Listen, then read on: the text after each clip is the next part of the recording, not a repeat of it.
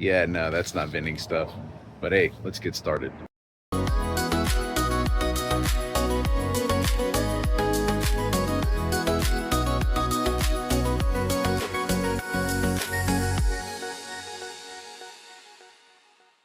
You guys, I know it's really loud, but welcome back to Vending for Voyages. We're going to go over what this machine's done in the past 30 days now that they're busy.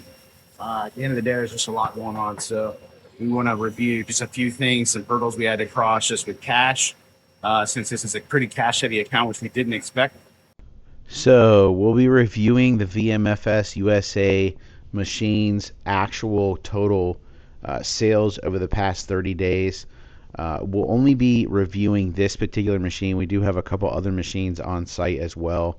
The location we're actually at is at a 400 personnel peak season right now, so that give you an idea of how many people it's serving with additional equipment on site.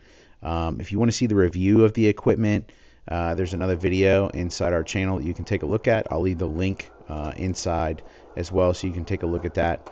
A lot of capabilities here, but we did run into some issues, and we'll kind of highlight those in the video as well. And we'll give you a breakdown in VinSoft, which is the software we've been using as far as sales. So just wanted to review a couple of things with this machine just to give you an idea of what the capabilities really are. And really throughput, I talk about throughput in like sales, like what every lane needs to do, you know, a number of sales. If the product's not working, you need to pull it. I think that's true for any machine.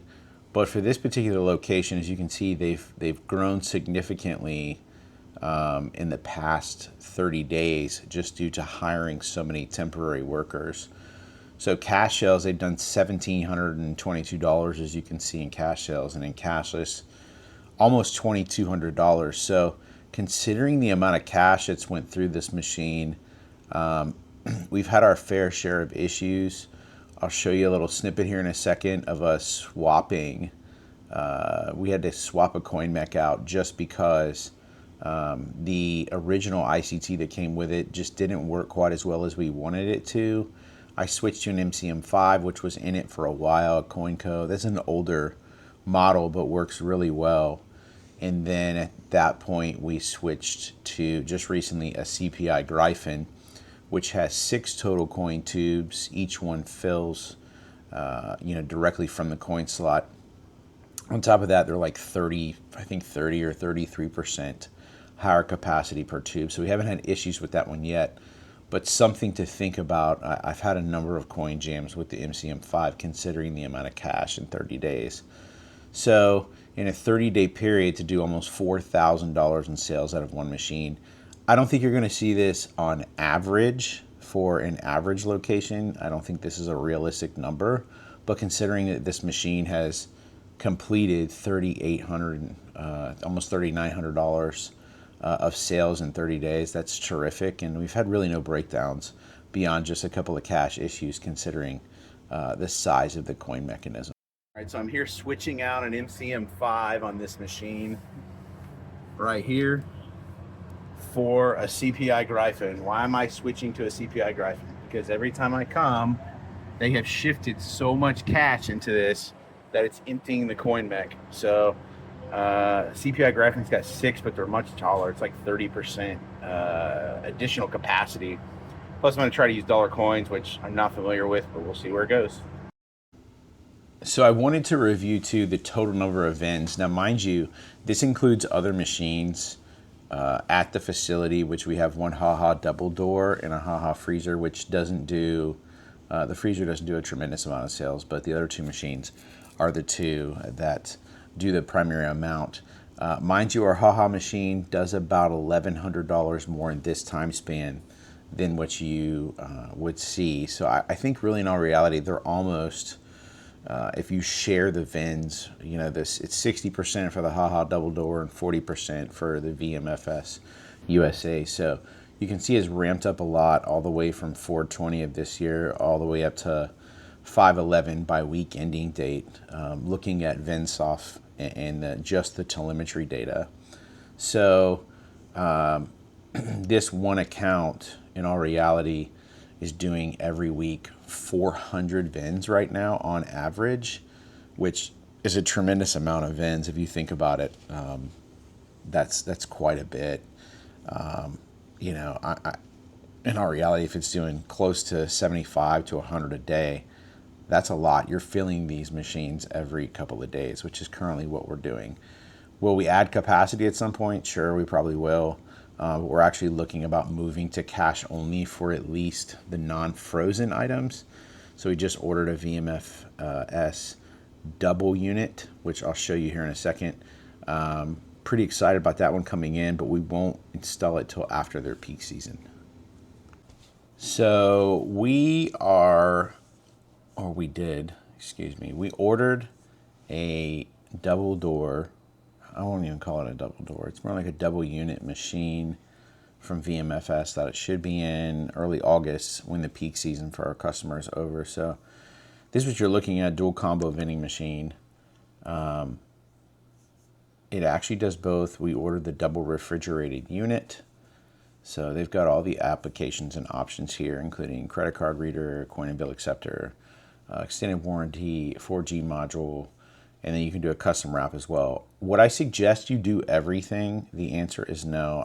In all reality, you don't need custom wrap unless you actually want to be branded, which we are branded. So we did order the custom wrap. Credit card reader, I think, is necessary, and right now they're doing NIAX, which is fine. Coin and bill acceptor, I would probably email them and request which ones you want. I'm not a big fan of ICT, and right now they're using ICT, it appears. Extended warranty, I think, is well worth it if you're just getting into the plan. So ultimately, considering you can custom configure this unit to any planogram you want, it says 1600 capacity. I would assume that would be, if you run the math, it's probably thinking that you're going to put everything in that's just snacks and no drinks, because in all reality, 120 slots times 6 is not, 1600. So in all reality, you really got to think about snacks and drinks when they're talking about capacity. I do like the coil capacity. The 5-inch LCD display, I think, is plenty enough. One thing I can kind of steer you away from is a machine that has a large screen that you have to program every single item into. It's more work that's just unnecessary. The product is right in front of you. So why pay for it? Why pay extra? So I think definitely putting this in will kind of alleviate some of our cash problems with the same capacity as a HaHa double door. Will there be a reduction in the total number of sales? I'm sure, considering that we're not putting a AI machine in, but we've been losing sales from the issues with cash. So if we add a secondary machine with cash, I think we'll fix that problem.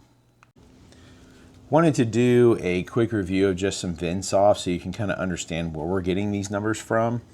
And VinSoft, it really can tie together NIAX as well as HaHa integration. They do some other integrations with MicroMart, if I'm not mistaken, as well. So you can actually tie together a bunch of data. We're going to do a further video on this.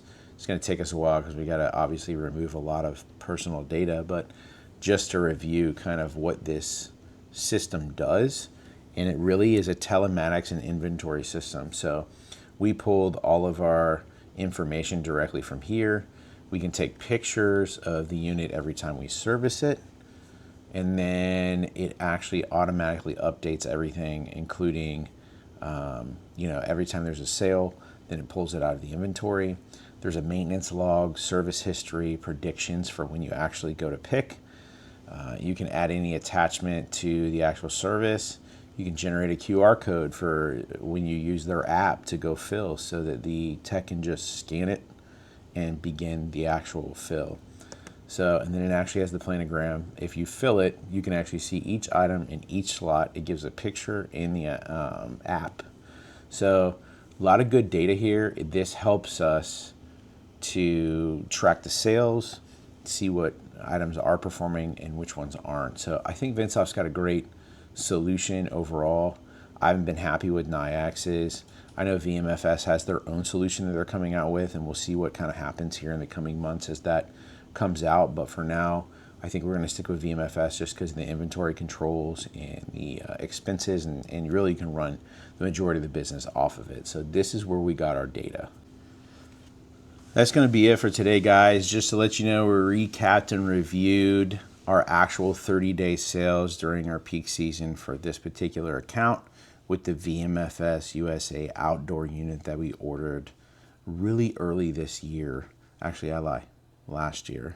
And it has been running through their slow season into their peak season. So we wanted to give you a realistic number of a peak season performance, so you know what the machine is actually capable of. Beyond the issues with cash, I think it's been a great machine. It's continued to perform well. It cools well. The numbers are accurate when we get there. I have very little issues filling it. In addition, I really do like that you can reset the coils very quickly, unlike an AMS or USI where you actually have to pull the coil and reset the coil.